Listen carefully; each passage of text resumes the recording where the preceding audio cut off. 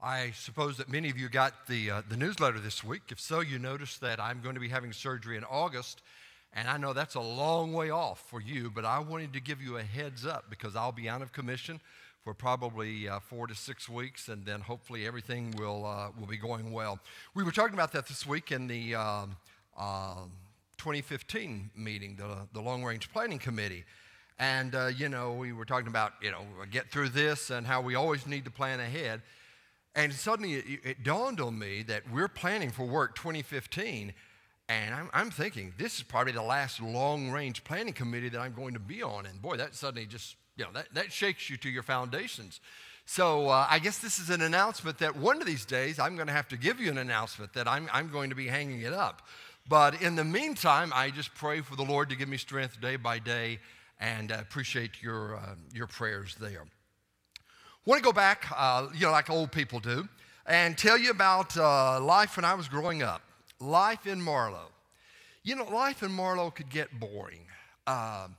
And we didn't have telephones or televisions or a lot of other things, so we relied on our vivid imaginations. We had to create everything that we played. Well, fortunately, we knew about hoop rolling. How many of you have ever played hoop rolling? You might call it something else, but okay. There's a couple of you. Well, it's where you've got this, we used the rim of a bicycle tire.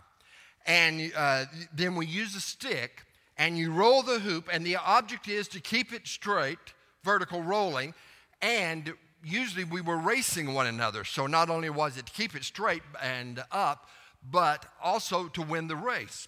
Another game we had was the tin can walk. Now, our version of the tin can walk, and there were not aluminum cans, so we used steel cans, but Mom, we didn't have an electric can opener. So she would take a bottle opener, and she would put those little triangles in the top of the can, enough then to take a knife and peel it back so that she could pour out the contents, and basically the can would still be whole. And then we would step on it with our feet, the heel of our feet like that, and then do the other one, and we would race. Of course, if you ran too fast, the can came off and you were eliminated. So the object was to run with tin cans on your feet and win the race and keep, I think a picture's worth 1,000 words. Wouldn't you rather see what I just said than to hear it? Okay, let's go back to Marlow. Here, look at this.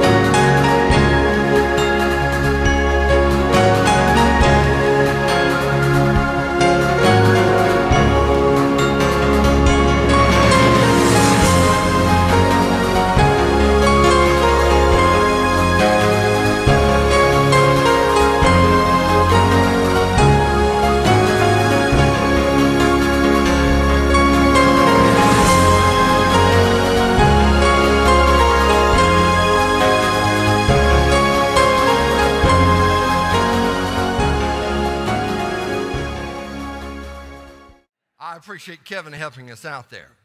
Now, when we got really, really bored, we went along the road and we picked up daisies.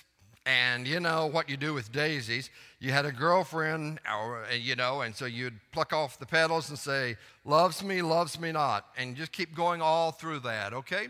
And then when you finished, you took the inside, which is actually the flower of the daisy, and put it on your hand, and the custodians are going to love me, and then blew it.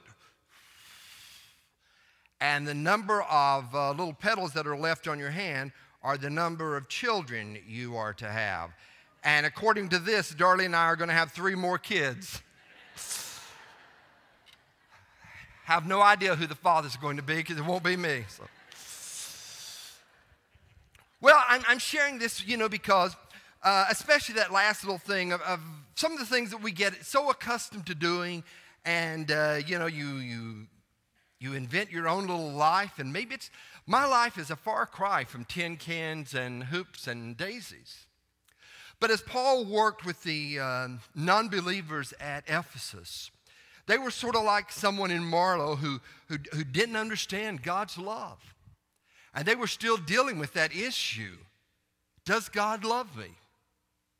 And it was literally, one day they felt God loves me, and another day they felt like God didn't love me. Remember last Sunday, if you were here, I mentioned in the sermon that I could not think of any greater pain in the world than to be a parent and lose your child. And last night, that very thing was tested through our fellowship. And I sat there with the family and said, all I can say is that God loves you. It may not seem that way right now, but God loves you no matter what. And as Paul was getting ready to leave Ephesus, one of the things that he wanted to make sure was that the people understood how much God loves them and how important it was to understand and be in the will of God. So Paul said to the people, first of all, you are blessed. When people start to feel sorry for themselves, when people feel unsure of themselves, when people feel cocky, then our message is to say to them, you are blessed.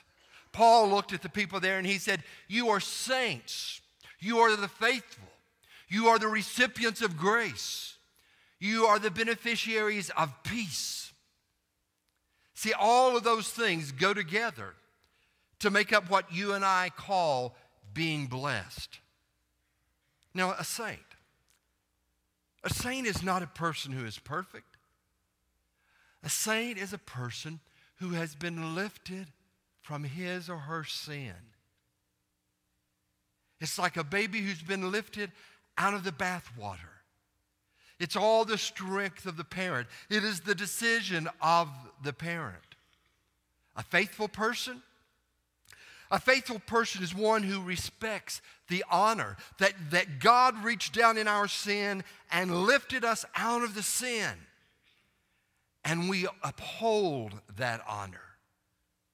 We do not immediately look for opportunities to go back and wallow in the dirt. But we say, God has made my life holy.